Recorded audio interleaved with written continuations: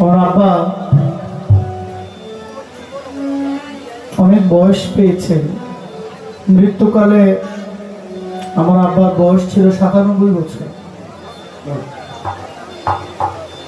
আমার আব্বা বালিশের উপরে হাতগুলা রাইখা বাঁকা হইয়া প্রায় সময় শ্বাসের রুগী ছিলেন। গানটা গাইতো, তখন আব্বার কাছ থেকে গানটা শুনে আমি গানটা সংগ্রহ করি। এই গানটা গাইবো, ১ মিনিটের মধ্যে আপনার কথাটা মীমাংসা করবো। সবটা পারবো না। যে প্রশ্ন করেছেন আলেমরা বয়ান করে বুঝাইতে গেলেও ২ ঘন্টা লাগে, আর আমি গান গায়ে বুঝাবো সম্ভব? তবে একটা ইঙ্গিত দেয় আপনাকে। আপনি বলছেন যে গায়ে আঘাত করলে এটা উচিত না, গায়ে আঘাত করা উচিত না। ইমাম হুসাইন আলাইহিস সালাতু ওয়াস সালাম, ইসলামে অনেক ভুল ইতিহাস যেগুলো সমাজের মধ্যে চলে, অনেক ভুল আছে, কিন্তু আমরা এগুলোর সহি মনে করে চলতেছি।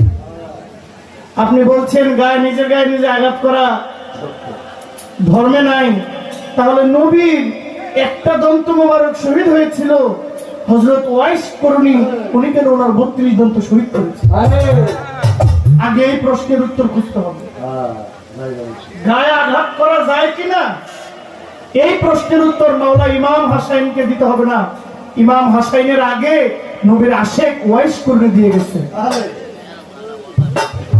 ইমাম হাসান ইমাম হুসাইন তো নবীর আওলাদ, নবীর বংশধর। নবীর বংশধর মানেই নবী। আলী হাত ধরে বলছেন, এই আপা শিয়াবাদ শুরু কখন থেকে?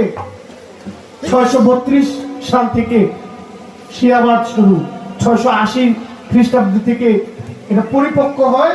এরপরে শিয়া রাষ্ট্রগুলো ভাগ হয়, যেমন আজকের ইরান, এই আয়াতুল্লাহ খোমেনির দেশ, এই পুরো দেশটা শিয়া। অথচ আজকের এই আয়াতুল্লাহ খোমেনির জন্য এই মধ্যপ্রাচ্যের দেশ কি করছে, বাংলাদেশের মানুষ কি করছে, ব্যবধান আছে। যদিও আরব নিয়ে কথা বলার মতো সাহস আমার নেই, আরবের দিকে আঙ্গুল তোলা যাবে না। কথা ঠিক তো? আপনারা কি কষ্ট হইতেছেন? আজকের ইরানের পাশে দরকার ছিল তো মধ্যপ্রাচ্য দাঁড়ানো, কিন্তু মধ্যপ্রাচ্য গোপনে কি করছে, ইরান মিসাইল পাঠাইছে, তারা আরো ব্যাকআপ দিচ্ছে। তাহলে আজকের সৌদি আরব, এই সৌদ বংশে সৌদি আরব, এই আরব আমার নবী রেখে যায় নাই। আমার নবী বলছে আমার প্রাণ কাঁদে, ইয়ামেনের জন্য কাঁদে, আমার প্রাণ কাঁদে সেই কুফা